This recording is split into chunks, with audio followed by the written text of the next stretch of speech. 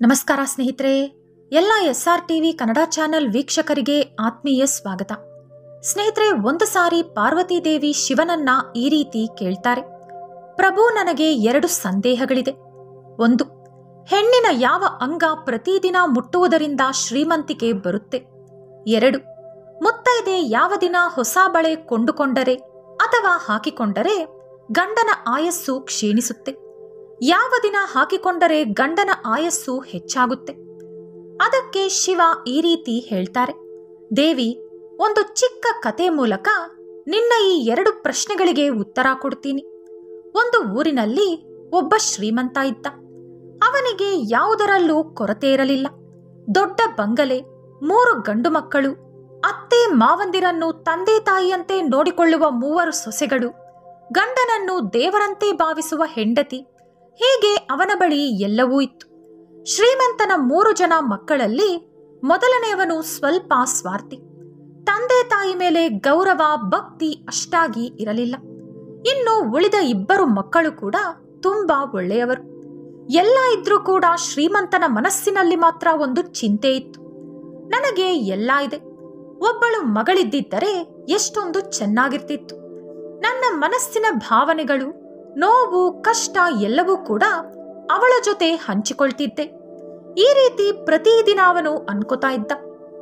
ಶ್ರೀಮಂತನಿಗೆ ಪ್ರತಿದಿನ ಅವನ ಮನೆ ಪಕ್ಕದಲ್ಲಿದ್ದ ರಾಧಾದೇವಿ ದೇವಸ್ಥಾನಕ್ಕೆ ಹೋಗುವ ಅಭ್ಯಾಸ ಇತ್ತು. ಒಂದು ದಿನ ಅವನು ರಾಧಾದೇವಿ ದೇವಸ್ಥಾನದಲ್ಲಿ ಕುಳಿತುಕೊಂಡು ಯೋಚಿಸುತ್ತಿದ್ದಾಗ ಅಲ್ಲೊಬ್ಬ ಸಾಧು ಬಂದ. ಆತ ಶ್ರೀಮಂತನನ್ನು, ನಿನ್ನನ್ನು ನೋಡಿದರೆ ನಿನಗೆಲ್ಲವೂ ಇದ್ದಂತಿದೆ, ಆದರೂ ಕೂಡ ಯಾಕೆ ಚಿಂತೆ ಮಾಡ್ತಿದ್ಯಾ ಅಂತ ಕೇಳ್ದ. ಆಗ ಶ್ರೀಮಂತ, ಸ್ವಾಮಿ, ಆ ದೇವರು ನನಗೆ ಎಲ್ಲವೂ ಕೊಟ್ಟಿದ್ದಾನೆ, ಆದರೆ ಒಬ್ಬಳು ಮಗಳನ್ನು ಕೂಡ ಕೊಟ್ಟಿದ್ದರೆ ಚೆನ್ನಾಗಿರ್ತಿತ್ತು ಅಂತ ಯೋಚನೆ ಮಾಡ್ತಿದ್ದೀನಿ ಅಂತ ಹೇಳ್ದ. ಆಗ ಆ ಸಾಧು, ನೋಡಪ್ಪ, ಪ್ರತಿ ಮನುಷ್ಯನಿಗೂ ಒಂದರ ಬಗ್ಗೆ ಕೊರಗು ಇದ್ದೇ ಇರುತ್ತೆ. ನೀನು ಒಂದು ಕೆಲಸ ಮಾಡು, ನಿನಗೆ ಯಾವುದರ ಬಗ್ಗೆ ಕೊರತೆ ಇದೆಯೋ ಆ ಜಾಗದಲ್ಲಿ ದೇವರನ್ನು ಊಹಿಸಿಕೊ. ಉದಾಹರಣೆಗೆ, ನಿನಗೆ ಮಗಳಿಲ್ಲ ಅನ್ನೋ ಒಂದು ಕೊರಗಿದೆ. ಹಾಗಾಗಿ ನಿನ್ನ ಮಗಳ ಸ್ಥಾನದಲ್ಲಿ ಈ ರಾಧಾದೇವಿಯನ್ನ ಊಹಿಸಿಕೊಂಡು ನೋಡು, ಆಗ ನಿನ್ನ ಅದೃಷ್ಟ ಯಾವ ರೀತಿ ಬದಲಾಗುತ್ತದೆ ಅಂತ ಹೇಳಿ ಹೊರಟು ಹೋದ. ಶ್ರೀಮಂತ ಅದೇ ರೀತಿ ರಾಧಾದೇವಿಯ ಬೊಂಬೆ ಮಾಡಿಸಿಕೊಂಡು ಅದನ್ನ ಮನೆಗೆ ತಂದು ಇಟ್ಟುಕೊಂಡ. ಪ್ರತಿದಿನ ಆ ಬೊಂಬೆ ಜೊತೆ ಮಾತನಾಡೋಕೆ ಶುರು ಮಾಡ್ದ. ಅವನ ಕಷ್ಟ ಸುಖ ಎಲ್ಲ ಕೂಡ ಆ ಬೊಂಬೆ ಜೊತೆ ಹೇಳಿಕೊಳ್ಳುತ್ತಿದ್ದ. ಅವನು ತಿನ್ನುವಂತ ಪ್ರತಿ ಪದಾರ್ಥ ಕೂಡ ಮೊದಲು ಆ ಬೊಂಬೆ ಮುಂದೆ ಇಟ್ಟು ಅದರ ನಂತರನೇ ಅವನು ತಿಂತಾ ಇದ್ದ. ಪ್ರತಿ ತಿಂಗಳು ಮನೆಯಲ್ಲಿ ಎಲ್ಲರಿಗೂ ಬಟ್ಟೆ ತರುವಾಗ ಆ ಬೊಂಬೆಗೂ ಕೂಡ ತರ್ತಾ ಇದ್ದ. ಯಾರಾದ್ರೂ ನಿನಗೆ ಎಷ್ಟು ಜನ ಮಕ್ಕಳು ಅಂತ ಕೇಳಿದ್ರೆ 3 ಜನ ಗಂಡು ಮಕ್ಕಳು, 1 ಹೆಣ್ಣು ಮಗು ಅಂತ ಹೇಳ್ತಾ ಇದ್ದ.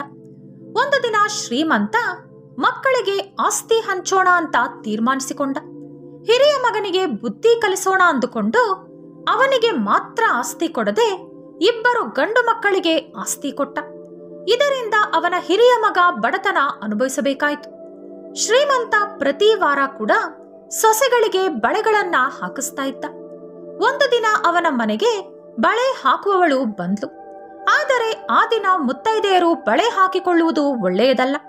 ಹಾಗಾಗಿ ರಾಧಾದೇವಿ ಆ ಬಳೆಗಳು ಸೊಸೆಗಳ ಕಣ್ಣಿಗೆ ಚೆನ್ನಾಗಿ ಕಾಣಿಸದೇ ಇರುವಂತೆ ಮಾಡಿದ್ಲು. ಅವನ ಸೊಸೆಗಳು, ನಮಗೆ ಯಾವ ಬಳೆಗಳು ಕೂಡ ಇಷ್ಟ ಆಗಿಲ್ಲ, ಬೇರೆ ತೆಗೆದುಕೊಂಡು ಬಾ ಅಂತ ಹೇಳಿ ಅವಳನ್ನ ಕಳಿಸಿದ್ರು. ಆ ಬಳೆ ಮಾರೋ ಹೆಣ್ಣು 2 ದಿನ ಬಿಟ್ಟು ಮತ್ತೆ ಬಳೆಗಳನ್ನ ತಗೊಂಡು ಬಂದ್ಲು.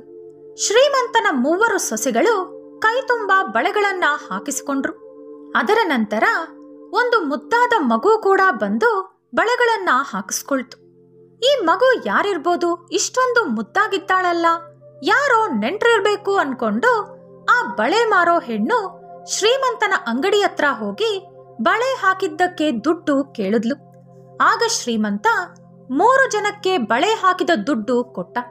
ಅದಕ್ಕೆ ಆ ಹೆಣ್ಣು, ಸ್ವಾಮಿ, ನಾನು 4 ಜನಕ್ಕೆ ಬಳೆ ಹಾಕಿದ್ದೀನಿ, ನಿಮ್ಮ ಮನೆಗೆ ಬಂದಿರೋ ನೆಂಟರು ಹುಡುಗಿಗೂ ಕೂಡ ಬಳೆ ಹಾಕಿದ್ದೀನಿ, ಹಾಗಾಗಿ 4 ಜನರ ದುಡ್ಡು ಕೊಡಿ ಅಂತ ಕೇಳಿದ್ಲು.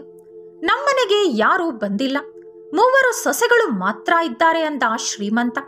ಇಲ್ಲ, ಇಷ್ಟು ವರ್ಷದಿಂದ ನಾನು ಬಳೆ ಹಾಕ್ತಾ ಇದ್ದೀನಿ.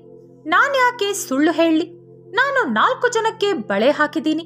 ಮುದ್ದಾದ ಒಂದು ಮಗು ಕೂಡ ಬಳೆ ಹಾಕಿಸ್ಕೊಳ್ತು ಅಂದ್ಲು ಆ ಹೆಣ್ಣು.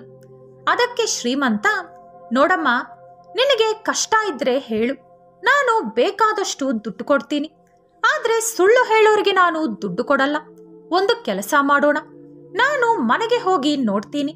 ನೀನ್ ಹೇಳ್ದಂತೆ ಯಾರಾದ್ರೂ ನೆಂಟ್ರ ಮನೆಗೆ ಬಂದಿದ್ರೆ ನಾನೇ ನಿನ್ನ ಮನೆಗೆ ಬಂದು ದುಡ್ಡು ಕೊಡ್ತೀನಿ. ಈಗ ನನ್ನ 3 ಸೊಸೆಗಳಿಗೆ ಬಳೆ ಹಾಕ್ದಷ್ಟು ದುಡ್ಡು ತಗೊಂಡು ಹೋಗು ಅಂತ ಹೇಳಿ ಅವಳಿಗೆ ದುಡ್ಡು ಕೊಟ್ಟು ಕಳಿಸ್ದ. ಸಂಜೆ ಮನೆಗೆ ಬಂದು ಸೊಸೆಗಳನ್ನ ಕೇಳ್ದ, ಬಳೆ ಯಾರ್ಯಾರು ಹಾಕಿಸ್ಕೊಂಡಿತ್ತು ಅಂತ. ನಾವು 3 ಜನನೇ ಮಾವ ಅಂದ್ರು ಸೊಸೆಗಳು. ಬಳೆ ಮಾರೋ ಹೆಂಗಸು ಸುಳ್ಳು ಹೇಳಿರ್ಬೇಕು ಅನ್ಕೊಂಡು ಆ ವಿಷಯನ ಅಲ್ಲೇ ಬಿಟ್ಟ. ಆ ರಾತ್ರಿ ಅವನು ಮಲಗಿರುವಾಗ ಕನಸಲ್ಲಿ ಪುಟ್ಟ ರಾಧಾದೇವಿ ಕಾಣಿಸ್ಕೊಂಡ್ಲು. ಅಪ್ಪ, ನೀನ್ ನನ್ನನ್ನ ಮಗಳು ಮಗಳು ಅಂತ ಕರೀತೀಯ, ಆದ್ರೆ ಅದು ಬರೀ ಮಾತಿಗೆ ಮಾತ್ರ ಅಂತ ನನಗಿವತ್ತು ಅರ್ಥ ಆಯ್ತು. ನಾನು ಬೆಳಿಗ್ಗೆ ಬಳೆ ಹಾಕಿಸ್ಕೊಂಡೆ, ಆದ್ರೆ ನೀನು ನನ್ನ ಮನೆಯಲ್ಲಿರೋದು 3 ಜನ ಅಂತ ಹೇಳಿ ನಿನ್ನ ಸೊಸೆಗಳಿಗೆ ಮಾತ್ರ ಬಳೆ ಹಾಕಿದ್ದಕ್ಕೆ ದುಡ್ಡು ಕೊಟ್ಟೆ.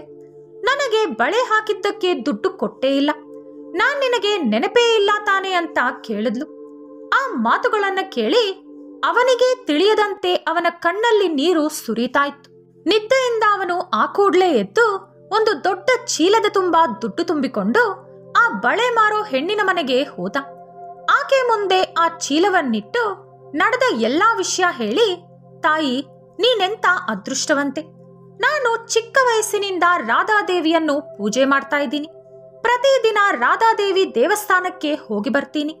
ನನ್ನ ಮನೆಯಲ್ಲೂ ಕೂಡ ರಾಧಾದೇವಿ ಬೊಂಬೆ ಇಟ್ಟುಕೊಂಡು ಮಗಳೇ ಮಗಳೇ ಅಂತೀನಿ. ಆದ್ರೂ ಕೂಡ ನನಗೆ ಸಿಗದಿರುವಂತ ಅದೃಷ್ಟ ನಿನಗೆ ಸಿಕ್ಕಿದೆ. ನೀನು ಸಾಕ್ಷಾತ್ ರಾಧಾದೇವಿಗೆ ಬಳೆ ಹಾಕಿದಂತ ಪುಣ್ಯಾತ್ಮಳು. ಇವತ್ತು ನಿನ್ನಿಂದಾನೇ ರಾಧಾದೇವಿ ನನ್ನ ಕನಸಲ್ಲೂ ಕಾಣಿಸಿಕೊಂಡ್ಲು. ನನ್ನ ಮಗಳಿಗೆ ಬಳೆ ಹಾಕಿದ್ದಕ್ಕೆ ನಾನು ಬೆಲೆ ಕಟ್ಟೋಕೆ ಆಗಲ್ಲ. ಹಾಗಾಗಿ ಈ ಚೀಲದ ತುಂಬಾ ದುಡ್ಡು ತಂದಿದ್ದೀನಿ. ನಿನಗೆ ಎಷ್ಟು ಬೇಕೋ ಅದನ್ನ ನೀನೇ ತೆಗೆದುಕೋ ಅಂತ ಹೇಳ್ದ.